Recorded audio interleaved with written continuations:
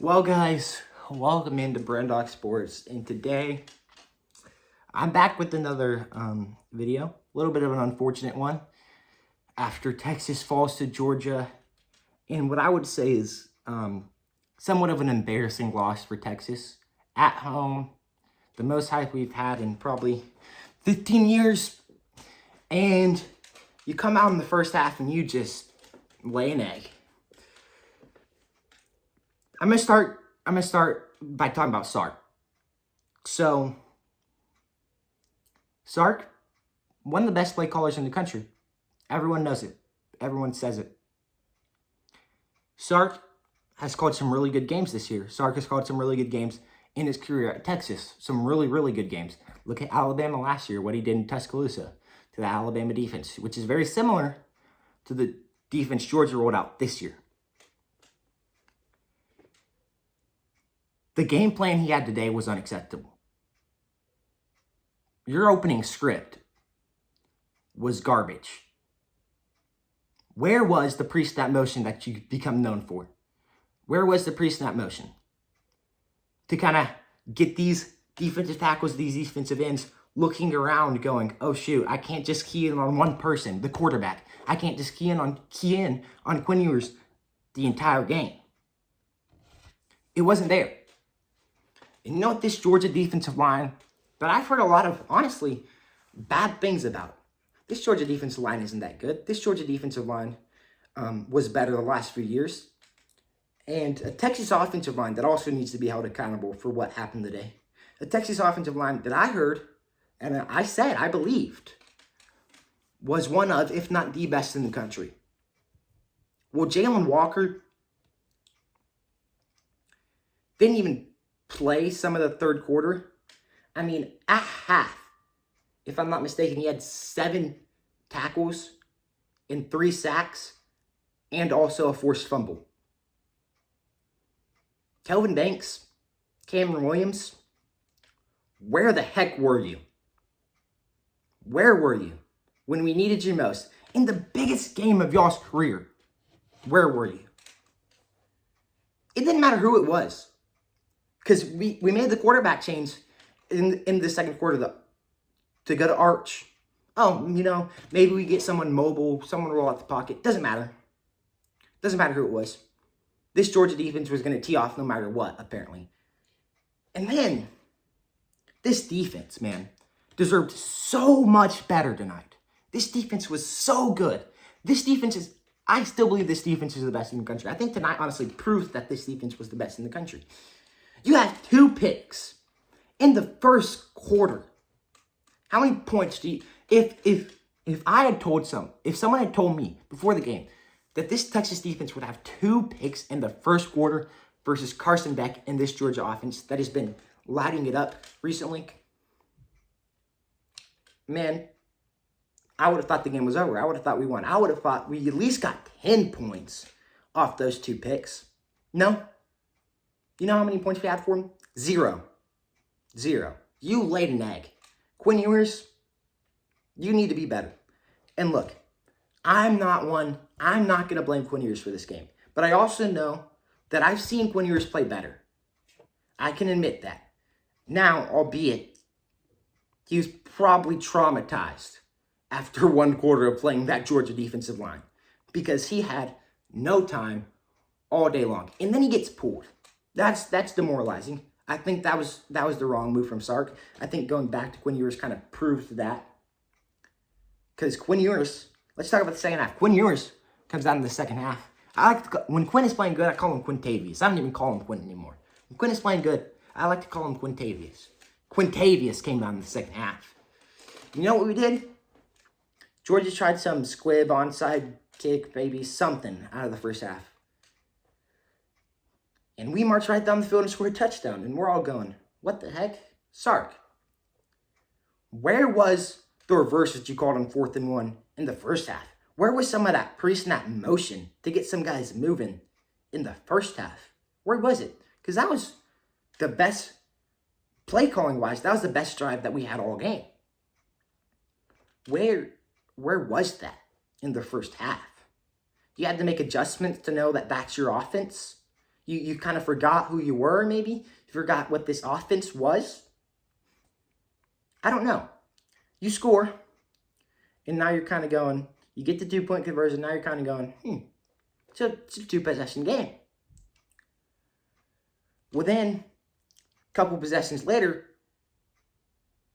you get the pick 6 / pass interference overturned because the student section threw beer cans at the refs and they decided they were going to overturn it. Right call, by the way. I mean, I love that they overturned it. I think that should happen more often, to be honest, whenever you miss a play, whenever you call such a bad penalty. I mean, that was awful. Come on. Jahdae Barron got that pick fair and square. Took it back. By the way, Jahdae Barron is the best cornerback in the country. It's time. Will Johnson hasn't really done much this year. I think Jahdae Barron is going to win the Thorpe. I think he deserves the Thorpe. He's been playing like the best in the country, and he showed it again tonight. This defense, very, very, very good. And then you go down and you score, and it's 15-23. And you kind of look around and you're going, this kind of seems like, what I thought to myself, this kind of seems like what Alabama was doing, or what Georgia was doing to Alabama earlier in the year. You get all the momentum. 23-15. You kick the ball off, they decide to return it. Boom, lay them out inside the 10. 3rd and 10. And I'm not going to blame the defense. But 3rd and 10, the crowd is rocking. You got all the momentum. We need that stop. Again, not blaming the defense. This defense played practically perfect. They got short-fielded so many times. They played so good tonight. So good. I still think they're the best in the country. You need that 3rd and 10 stop. Then you get that triple reverse, whatever, for another 30, 40 yards. And now they're down on the 40-yard line. You almost stop them. 4th and goal. They get it. And now you're like, dang, kind of sucked the wind out of the building. And then Sark's like, oh yeah, I get to call more plays. Woohoo, let's go.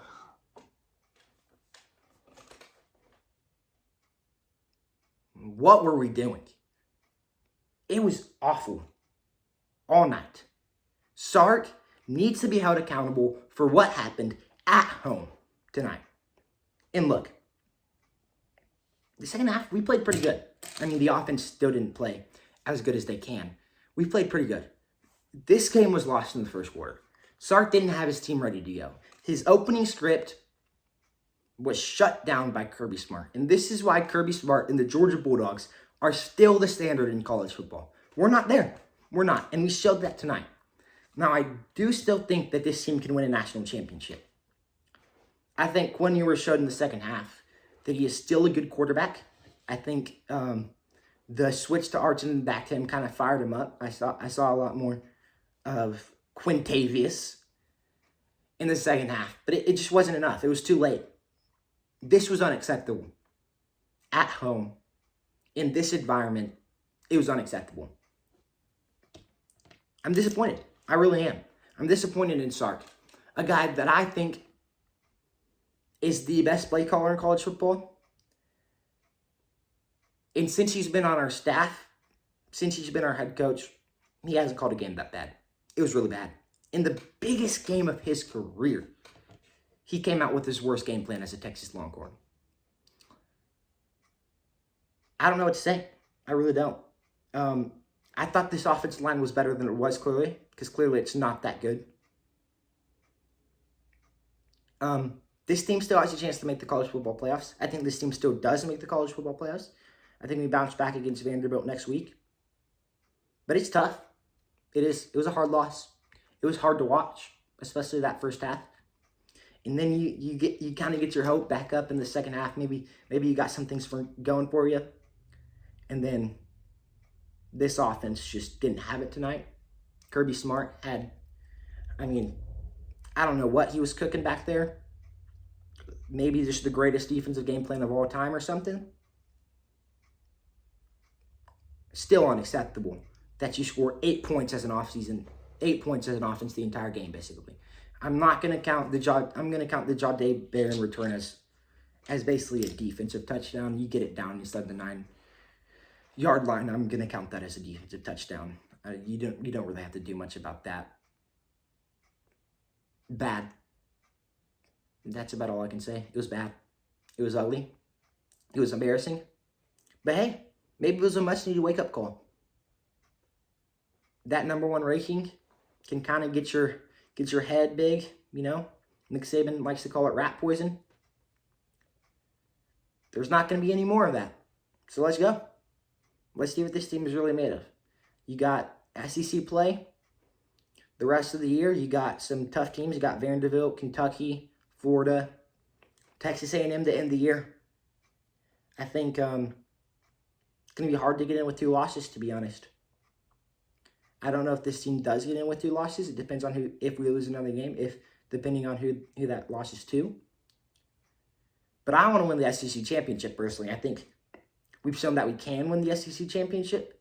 Tonight wasn't our best night. Tonight was really bad. But I think this team can bounce back. I trust in Quinn. I trust in Sark as much as I talked bad about him today. I really do think Sark's the guy. I think Sark's going to get us to a national championship at some point in his career. But he was bad tonight. The entire team was bad tonight. And they need to be held accountable. Outside of this defense, of course. This defense, elite, by the way. One of the best in the country. You can't say anymore that this defense still hasn't faced a good test. And it's going to look bad, probably. Because I don't know the final score. I made this video kind of before it ended while kind of just watching it on the side. I don't know what the final score is going to be, but it's going to look bad because you allowed 30 plus. They didn't allow 30 plus. Let's not get it twisted here. This offense really screwed them over all game, especially in the first half, giving them short fields to play on over and over and over and over and over. So, Sarko's PK an apology. Sarko's this defensive apology. And so does Quinn in this offensive line. Isaiah Bond needs to get healthy really badly because that clearly hurts this offense a lot. I mean, I saw a lot out of Matthew Golden, but we talk a lot about the wide receiver depth we have here, but unless you have that number 1 guy taking their best corner, the wide receiver depth isn't really important. It doesn't do as much if you're missing your number 1 guy. So I think Isaiah Bond needs to get healthy. I think Steve Sarkisian needs to go back to the drawing board and remember what he does when this offense is clicking and do more of that. And I think we do. I think Steve Sarkisian is smart enough to know that, look, I didn't have my best game plan today, but I'm going to bounce back next week against Vanderbilt, and I'm not going to leave any doubts on the field. I think we're going to play all out. I think we kind of run Vanderbilt out of their own building, and we kind of get back on track, and we'll see. We'll see what this team does. I really still think this team can win the SEC, and I think this team can make the college football playoffs and hopefully win a national championship. There's not a team that's really head and shoulders above. I don't think there's going to be a single team this year that goes undefeated. Maybe Oregon at this point probably goes undefeated. But we'll see, man. Thanks for watching. Make sure you like, subscribe, and comment. And I'll see you next time on Brain Dog Sports.